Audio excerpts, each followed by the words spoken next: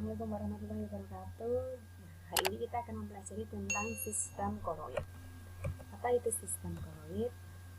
Kalian kan sering kan menemui hal-hal kayak gini. Ada body, ada facial foam, ada susu, ada jelly, ada es krim. Nah, ini merupakan contoh-contoh dari yang namanya sistem koloid.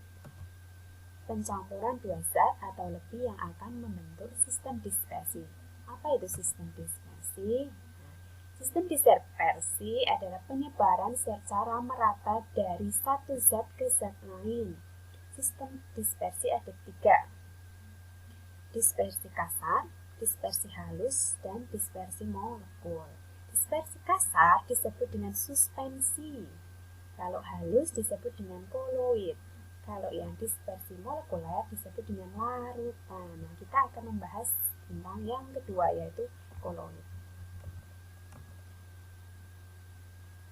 Dalam sistem koloid terdiri dari partikel-partikel halus dari suatu zat yang terdispersi dalam suatu medium pendispersi. Di sini ada dua kata yang mungkin kalian belum mengerti, yaitu terdispersi dan pendispersi. Nah, sistem dispersi ada dua macam, yaitu fase terdispersi dan medium pendispersi. Fase terdispersi itu adalah zat yang tersebar secara merata zatnya, atau sering disebut juga dengan zat terlarut. Kalau medium pendispersi itu adalah medium terlarut atau zat pelarut. Zat yang terlarut disebut fase terdispersi, sedangkan medium atau pelarutnya disebut dengan medium pendispersi. Fase zat itu ada tiga, ada padat, ada cair, dan ada gas. Perbedaan koloid, larutan, dan suspensi. Nah, tadi kan bisa dilihat dari ukurannya, mulai dari yang paling kecil yaitu larutan, koloid, dan suspensi. Kalau larutan terdiri dari satu fasa, kalau koloid terdiri dari dua fasa, kalau suspensi terdiri dari dua fasa. Kestabilan, larutan itu stabil, sedangkan koloid itu sukar mengendap. Kalau suspensi dia mudah mengendap, artinya ketika lama itu bisa diendapkan.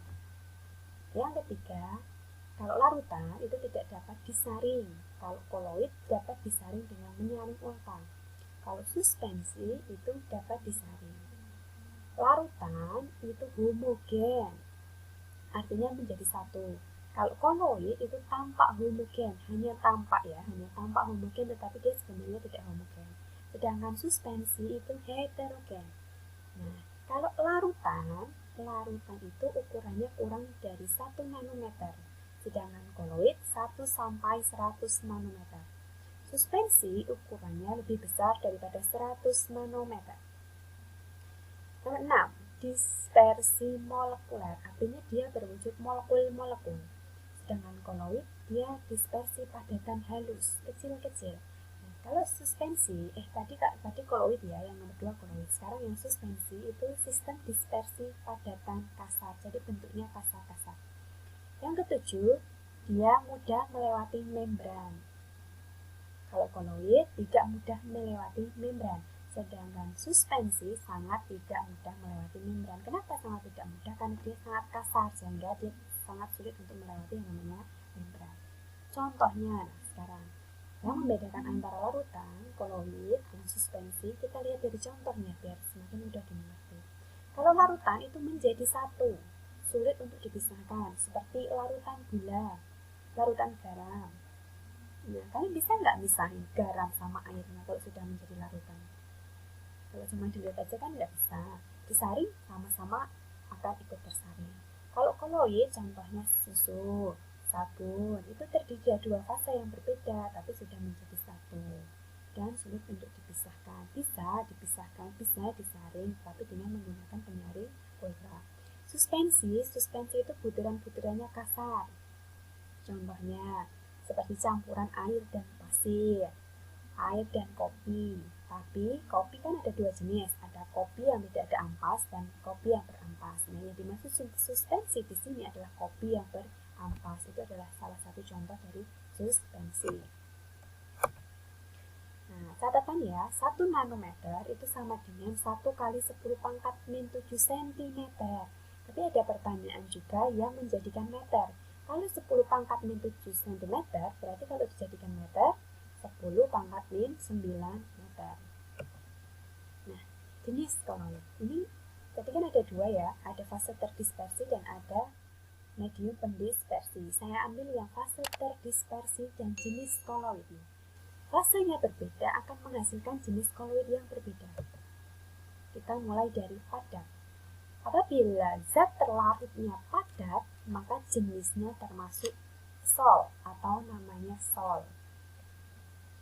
Yang kedua, kalau fase terdispersinya cair, maka jenis koloidnya disebut dengan emulsi. Yang ketiga, kalau fase terdispersinya gas, maka jenis koloidnya termasuk ke dalam buih.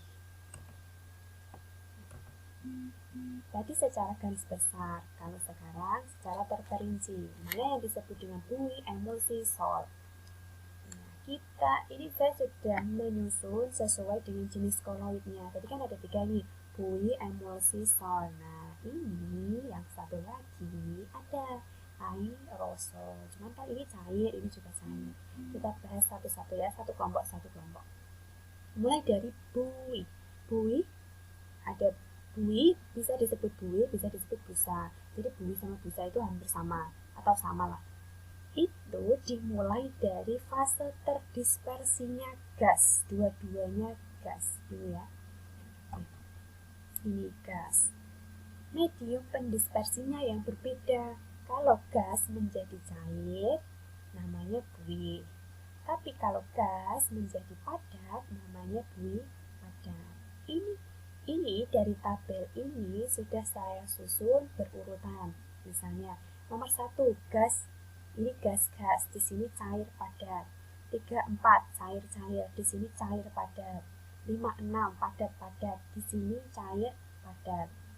Sedangkan yang terakhir, ini kita fokus ke gasnya, sama-sama gas tetapi berasal dari zat yang berbeda. Tadi nomor 1 udah ya. Nomor 2 sekarang, gas apabila menjadi padat namanya buih padat. Yang berasal dari gas namanya buih. Selanjutnya 3, 4. Yang berasal dari cairan atau cair namanya emulsi. Kalau mediumnya cair, maka namanya emulsi saja. Kalau mediumnya padat, berarti namanya emulsi padat. Selanjutnya, yang kelima dan 6. Berawal dari zat padat. Zat padat, mediumnya cair, maka namanya sol. Zat padat, mediumnya padat, namanya sol padat. Selanjutnya yang 78, ini persamaannya adalah di mediumnya, sama-sama medium gas. Namanya aerosol. Kalau dia berawal dari cairan menjadi gas, namanya aerosol. Kalau awalnya padatan menjadi gas, namanya aerosol padat. Untuk contohnya, kalian bisa baca sendiri di sini sudah ada masing-masing, sudah saya kasih contoh masing-masing.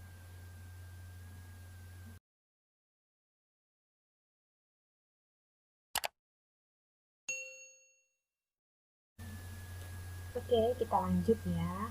Tadi kan udah nih tentang jenis-jenis koloid. Sekarang kita masuk ke sifat koloidnya. Sifat koloid itu ada 8. Dimulai dari efek Tyndall, gerak Brown, koagulasi, dialisis, adsorpsi, elektroforesis, koloid pelindung, dan yang terakhir adalah koloid liofil dan leofil.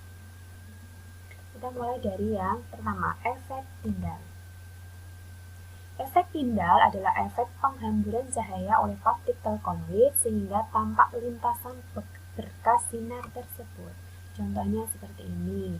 Jadi lintasannya kelihatan. Ini adalah partikel koloid. Contohnya apa? Contohnya susu. Susu ketika diberikan sinar, nah maka cahayanya akan diteruskan sehingga berkas lintasan sinar itu akan terlihat. Ini disebut dengan efek Tyndall. Perbandingannya, kita bandingkan antara larutan, koloid, dan suspensi. Seperti ini ya, ini nggak kelihatan. Ini kalau larutan, maka dia bersih, tidak ada bekas lintasan sinar. Sedangkan koloid dia kelihatan tapi tidak kelihatan bintik-bintiknya. Sedangkan suspensi kelihatan karena dia kasar, contohnya air sama pasir tadi yang melayang-layang. Dia akan kelihatan ketika disinar, partikel-partikelnya kelihatan. Bisa dibedakan ya, kalau larutan berkas sinarnya atau lintasannya tidak kelihatan. Kalau koloid kelihatan. Kalau suspensi, partikel-partikelnya atau molekul-molekulnya kelihatan. Itu bedanya antara larutan, koloid, dan suspensi dari efek tinggal. Contohnya sekarang, pernah nggak kalian lihat seperti ini di pagi hari? Misalnya kita ada di tengah hutan, itu ya ada sinar matahari kan ngelewatin celah-celah itu kan kelihatan lintasan sinarnya. Nah, ini disebut dengan efek tindal atau penghamburan cahaya. Nah, contoh yang lainnya seperti ini, matahari di sore hari, atau ini kan udah yang kiri ini udah pagi hari nih, sekarang yang sore hari, lintasan sinarnya kelihatan seperti ini lintasan sinarnya kelihatan, itu yang disebut dengan efek tindal. Nah, selanjutnya kalau misalnya berkabut, kita mengendarai sepeda motor atau mengendarai mobil, sorot lampu dari motor atau mobil itu akan membentuk lintasan atau penghamburan cahaya. Itu juga disebut dengan contoh efek tindal. Yang kedua, gerak Brown.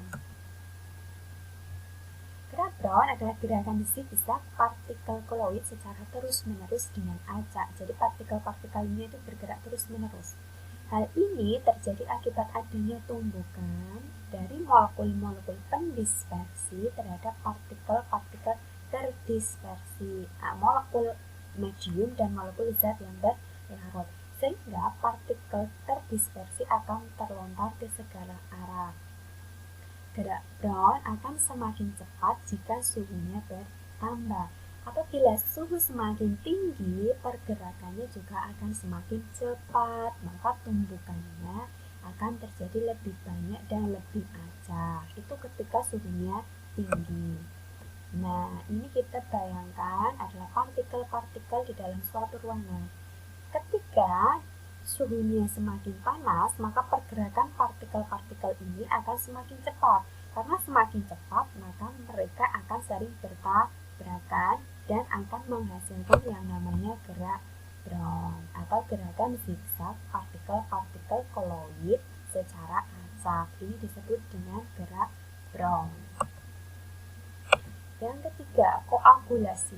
Koagulasi adalah proses penggumpalan partikel-partikel koloid dan pengendapannya. Peristiwa terjadinya koloid disebabkan karena adanya peristiwa mekanis dan peristiwa kimia. Contohnya seperti ini air ya, air dikasih zat pengendap, maka akan terbentuk lapisan endapan. Lapisan endapan ini lama-lama akan mengendap ke dasar tabung, anggap aja ini tabung. Nah, proses ini disebut dengan koagulasi atau penggumpalan partikel-partikel koloid. Oke, kita masuk ke contoh koagulasi. Contoh koagulasi ada 5. Yang pertama, pendinginan santan. Jadi santan itu ketika didinginkan nanti atasnya akan terjadi gumpalan-gumpalan. Yang kedua, pembentukan delta di daerah muara sungai. Nah, di ujung sungai itu kan terbentuk gundukan, entah lumpur, entah tanah. Nah, itu yang disebut dengan pembentukan delta. Yang ketiga, penggumpalan telur ketika direbus. Sebenarnya ini nggak cuma direbus, tapi ketika dipanaskan telur itu akan menggumpal. Proses penggumpalan itu disebut dengan koagulasi. Yang keempat, pengolahan karet dari lateks. Lateks itu apa? Lateks itu getah karet yang kental. Nah, itu namanya lateks. Itu diolah untuk membuat karet. Karena terjadi penggumpalan, itu juga disebut dengan koagulasi. Yang kelima, penjernihan air dengan menggunakan tawas. Kalian sering melihat proses ini ketika kalian di kolam renang atau main kolam renang. Nah, kalian akan sering melihat penjernihan air dengan tawas atau kaporit. Kalian biasanya kan kalau di kolam renang tahu kaporit itu fungsinya buat mengendapkan zat-zat yang tidak zat-zat yang tidak baik atau kotoran-kotoran. Jadi ada zat pengendapnya, lama-lama dia akan menggumpal dan akan mengendap di dasar lantai kolam renang. Itu adalah proses koagulasi. Selanjutnya yang keempat adalah absorpsi. Absorpsi di sini adalah penyerapan terhadap partikel, ion, atau senyawa yang lain sehingga partikel koloid tersebut dapat bermuatan. Muatan itu ada dua, ada positif dan ada negatif. Jadi saya berikan contoh dua. Contohnya adalah partikel FeOH3, dia akan mengabsorpsi muatan positif dari medium pendispersinya, sehingga muatan FeOH3 akan bermuatan positif. Nah, itu contoh yang muatan positif. Sekarang yang muatan negatif. Contohnya adalah partikel AS2S3, dia juga akan mengabsorpsi muatan negatif dari medium pendispersinya, sehingga muatan dari partikel AS2S3 ini akan bermuatan negatif. Jadi tergantung siapa medium pendispersinya, maka dia akan diserap oleh partikel itu. Sekarang yang kelima, dialisis. Dialisis adalah proses pemurnian atau penghilangan ion-ion yang mengganggu kestabilan pada dispersi koloid. Dalam proses dialisis ini menggunakan membran semi-permeable. Nah, seperti ini ya. Jadi, air ini biasanya dimanfaatkan. Pemanfaatan dialisis ini untuk proses cuci darah atau untuk menghilangkan ion-ion yang tidak digunakan. Caranya di sini air masuk. Ini yang di dalam tampung ini dispersi koloid. Ini adalah tabungnya, dimasukkan air dari sini. Di dispersi koloid ada muatan-muatannya, ada muatan positif, ada muatan negatif. Nah, biasanya dia adalah garam, ada ion garam. Nah, yang putih-putih ini zatnya. Jadi ketika kita akan menghilangkan ini, muatan-muatan ini, maka dapat menggunakan proses yang namanya dialisis atau penghilangan partikel-partikel yang tidak digunakan melewati membran ini. Jadi membran ini yang bisa melewatinya adalah partikel-partikel garam. Disesuaikan dengan partikel-partikel apa yang akan dihilangkan. Selanjutnya, air akan dikeluarkan. Nah, air yang akan keluar ini akan membawa ion-ion yang tidak digunakan tadi. Itu cara untuk memurnikan partikel koloid atau menghilangkan ion-ion pengganggu yang ada dalam dispersi koloid. Contohnya yang tadi, kayak cuci darah, itu dia juga penghilangan ion-ion yang tidak digunakan. Yang keenam, elektroforesis. Elektroforesis adalah perpindahan atau pergerakan partikel-partikel koloid karena adanya pengaruh medan listrik. Jadi pergerakan partikel karena adanya pengaruh medan listrik itu disebut dengan elektroforesis. Contohnya seperti ini ya. Ini yang hijau ini ion positif, sedangkan yang ungu ion negatif. Selebihnya adalah air. Dia diairi sumber listrik. Sumber listrik itu kan ada dua, ada positif, ada negatif. Nah, ion-ion ini akan bergerak karena ada pengaruh medan listrik. Kalau ionnya negatif, maka dia akan bergerak ke kutub yang positif. Begitu juga sebaliknya. Yang ionnya positif, maka dia akan berpindah ke kutub yang negatif. Perpindahan tersebut karena medan listrik disebut dengan elektroforesis. Kegunaannya, yang pertama, untuk menentukan muatan partikel. Muatannya bisa dilihat dari apanya? Bisa dilihat dengan sumber arus listriknya. Kalau sumber arus listriknya di situ positif, berarti partikel-partikel yang ada di situ bermuatan negatif. Begitu juga sebaliknya. Mengurangi zat pencemar udara yang dihasilkan di dunia industri atau yang diceroblos asap. Itu ada medan listriknya yang memisahkan mana yang positif, mana yang negatif. Nanti kan bisa kesaring ke situ. Jadi mengurangi zat pencemar udara. Yang ketiga, memproduksi barang industri dan karet, misalnya sarung tangan, itu menggunakan proses elektroforesis. Yang keempat, penyaring debu pabrik. Ini hampir sama dengan yang nomor 2 ya. Tujuannya untuk mengurangi pencemar udara. Jadi debu-debu itu akan disaring atau tadi dilewatkan dengan medan listrik supaya dia tertarik di kutub-kutubnya. Nah, yang ketujuh adalah koloid pelindung. Suatu koloid yang dapat distabilkan dengan menambahkan koloid yang lain disebut dengan koloid pelindung. Jadi tidak semua koloid itu stabil, karena dia harus ada zat lain atau menambahkan koloid lain. Nah, proses seperti itu disebut dengan koloid pelindung. Koloid pelindung ini akan membungkus partikel zat terdispersi sehingga tidak dapat lagi berkelompok. Koloid pelindung ini bersifat melindungi koloid yang lain agar tidak mengalami koagulasi. Contohnya, kasein pada susu. Fungsi kasein di sini agar susu itu tidak menggumpal atau tidak mengalami koagulasi, baik ketika diberi cairan panas atau dimasak. Pokoknya diberikan panas itu tidak mengalami koagulasi. Lecitin pada margarin dan gelatin pada es krim itu adalah contoh-contoh koloid pelindung. Yang terakhir, koloid liofil dan liofob. Koloid liofil adalah sistem koloid yang fase terdispersinya suka menarik medium pendispersinya. Zat yang terlarut itu suka menarik medium pendispersinya. Hal ini karena gaya tarik antara partikel-partikel terdispersi dengan medium pendispersinya kuat. Contohnya, agar-agar ketika dimasukkan dalam medium air, maka agar-agar itu lama-lama akan mengembang. Bukan mengembang sih, akan terisi dengan air. Lama-lama akan pecah. Kenapa? Karena gaya tariknya kuat. Itu disebut dengan koloid liofil. Koloid liofob. Ini kebalikannya. Fob itu fobia, jadi takut.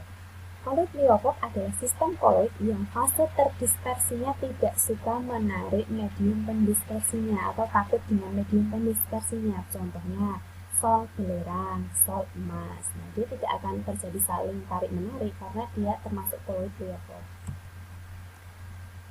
Nah, jika medium pendispersinya air atau zat pelarutnya air, maka disebut dengan hidrofil dan hidrofob. Hidro air, fobia, jadi dia takut air. Nah, kita bahas perbedaan sol hidrofil dan sol hidrofob. Berarti hidrofil itu yang suka air, kalau hidrofob dia yang takut air. Nah, mulai dari sifat daya absorpsi terhadap medium. Kalau hidrofil tadi suka dengan mediumnya, berarti dia bisa mengabsorpsi medium. Sedangkan hidrofob tidak suka. Kestabilan, hidrofil itu lebih stabil, sedangkan hidrofob dia tidak stabil. Kalau ditambahkan elektrolit, kalau hidrofil itu tidak mudah menggumpal atau tidak mudah mengalami koagulasi, sedangkan hidrofob dia mudah menggumpal dengan adanya penambahan elektrolit. Viskositas atau kekentalan. Hidrofil itu viskositasnya lebih besar daripada medium pendispersinya, sehingga dia mudah menarik medium pendispersi. Kalau hidrofob dia sama, karena sama maka dia tidak suka saling menarik. Sifatnya reversibel. Reversibel itu artinya dapat balik. Kalau hidrofob itu tidak reversibel. Efek pindar itu yang penghamburan cahaya. Kalau hidrofil itu lemah, kalau hidrofob itu kuat atau jelas. Koagulasi. Sol hidrofil tidak suka mengalami koagulasi atau sukar. Sedangkan hidrofob mudah mengalami koagulasi. Contohnya sudah saya jelaskan di slide sebelumnya, atau bisa juga dibaca di sini ya. Contohnya agar-agar. Yang hidrofob adalah sol logam, sol belerang. Contoh mudahnya kita bahas tentang sabun. Sabun dia akan mempunyai dua ujung yang memiliki kutub, yaitu hidrofil atau hidrofilik dan hidrofob. Hidrofob tadi takut air dan hidrofil suka dengan air. Nah, yang atas dia itu hidrofilik, artinya dapat larut di dalam air, sedangkan yang bawah dia hidrofob, takut dengan air. Kalau takut dengan air, maka dia akan mendekati siapa? Dia akan mendekati minyak, kotoran. Nah, seperti itu. Tidak larut dalam air, ini akan menyelubungi kotoran minyak dan membentuk misel. Misel itu kayak gumpalan-gumpalan sehingga kotoran atau minyak itu akan terlepas dari baju. Itu. Kalian pasti bisa semangat. Jangan lupa belajar dan berusaha. Terima kasih. Assalamualaikum warahmatullahi wabarakatuh.